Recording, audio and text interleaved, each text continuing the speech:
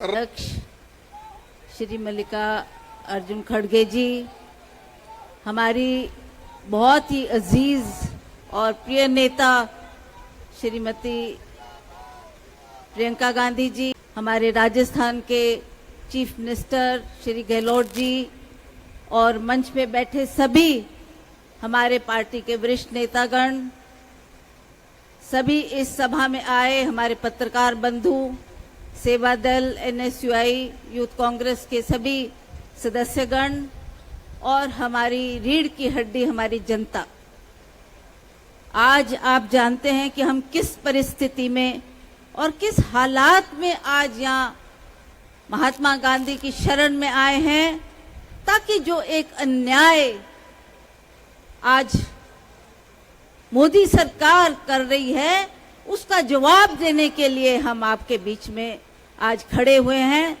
बहुत विस्तार पूर्वक खड़गे जी ने अपनी बात की, प्रियंका जी ने अपने दिल के जज्बात आपके सामने रखे और उसी तरह जो सीनियर लीडर्स ने यहाँ कहा, मैं उन सब बातों को दोबारा दोहराना नहीं चाहती, पर मैं भी इस बात की साक्षी हूं कि जिस दिन राहुल जी लोकसभा में खड़े हुए तो कम से कम 45 मिनट वो अदानी पर बोलते रहे।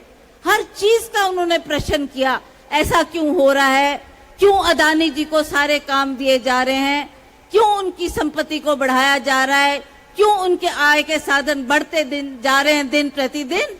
इस बात की चर्चा उन्होंने बड़े विस्तार पूर्वक पार्लियामेंट में रखी और हम उस दिन का इंतजार कर रहे थे कि मोदी जी आएंगे और स्वयं इन बातों का जवाब देंगे, परंतु आप जानते हैं कि उन्होंने इस बात को अनदेखा किया। ये पता नहीं उनके दिल का डर है या खौफ है कि वो इस बात का सामना नहीं करना चाहते। कितने दिन मोदी जी आप इन बातों से छुप सकते हैं। हमें अफसोस है कि जिस तरीके की आपकी तानाशाही रवैये ने पूरे देश को झकझोर के रख दिया है। मैं तो केवल मात्र इतना कहना चाहती हूं कि हमारी जो कांग्रेस पार्टी है और सभी विपक्ष के अन्य पार्टीगणों ने भी इसमें अपना सहयोग हमको दिया है। उन्होंने भी आकर विजय चौक तक हमारे साथ शामिल हुए और उन्होंने भी कहा कि हम भी इस बात का खंडन करते हैं जिस तरीके का शासन मोदी जी का चल रहा है, परंतु ना वो प्रेस में वो बातें आती हैं, ना लोगों के सामने वो बातें कही जाती हैं। इस बात का हमें अफसोस है। और जैसा प्रियंका जी ने यहाँ पर कहा कि प्रेस मीडिया के लोगों से भी इन्होंने अपील की है कि आप सच्चाई को बताने के लिए, सच्चाई को जग जाहिर करने के लिए आप भी इस सच्चाई का साथ दें, हमारा आवाज को जन जन तक पहुंचाएं। हमें खुशी है कि जब से ये हालात देश में हुए हैं, हमारे हर क्षेत्र में, हर ब्लॉक स्तर पर लोगों को इस बात की जानकारी है। लोग जानते हैं कि किस तरीके से आज ये डिक्टेटरशिप देश में चल रही है और किस तरीके से वो हमारे को दबाने की कोशिश कर रहे हैं। इस बात का हमें दुख है। कौन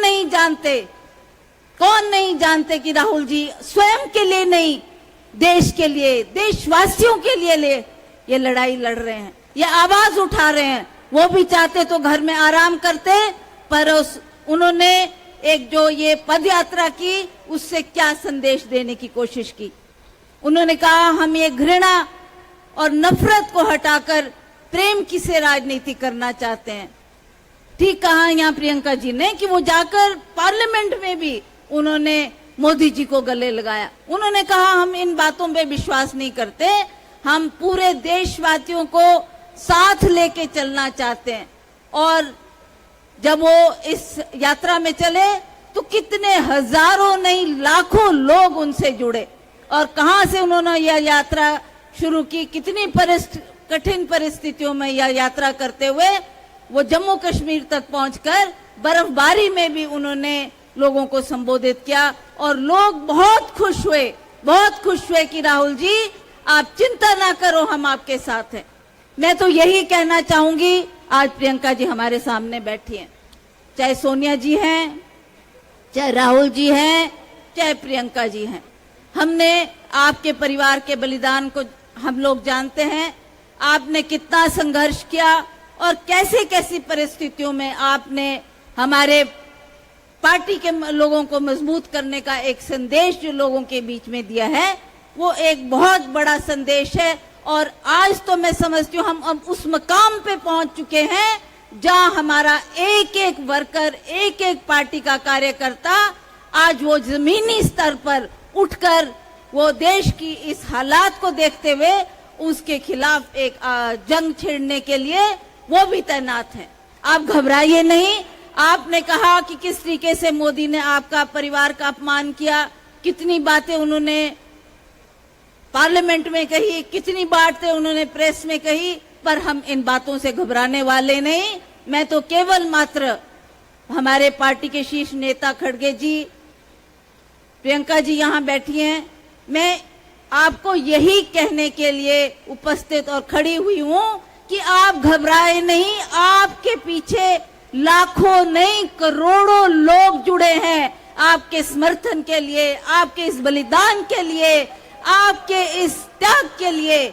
आज हम सब आपके साथ हैं। हमें अंतिम छोर तक इस लड़ाई को लड़ना है और आपके साथ पूरे भारतवर्ष में लोग आपके साथ खड़े हैं।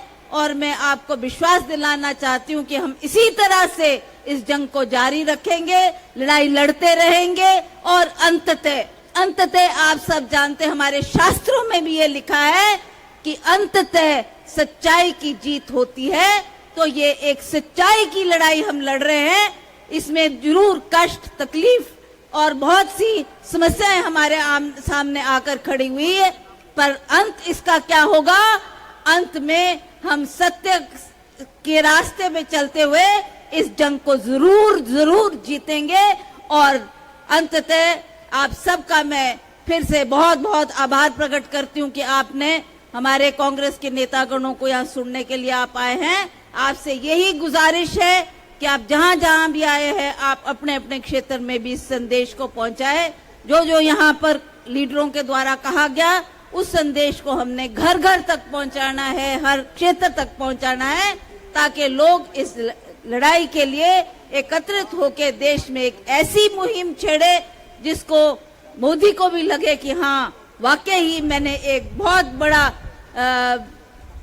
अपमान किया है इस परिवार का, उसके लिए मुझे ये झेलना पड़ेगा। मुझे पूर्ण विश्वास है कि हम इस जंग को जीतेंगे अंततः, और इसमें अवश्य हमको विजय हासिल होगी। अंत में मैं दोबारा से हमारे प्रियंका जी, सोनिया जी और राहुल जी को ये कहना चाहती हूँ कि आप घबराना नहीं। सारी जनता हिंदुस्तान की आपके साथ है, लोग आपके साथ है, गरीब गुरबे आपके साथ है, किसान आपके साथ है, बागवान आपके साथ है, कर्मचारी वर्ग आपके साथ है। आपने क्या किया, क्या नहीं किया आपके परिवार ने देश के लिए, वो सब जनता भली भांति जानती है।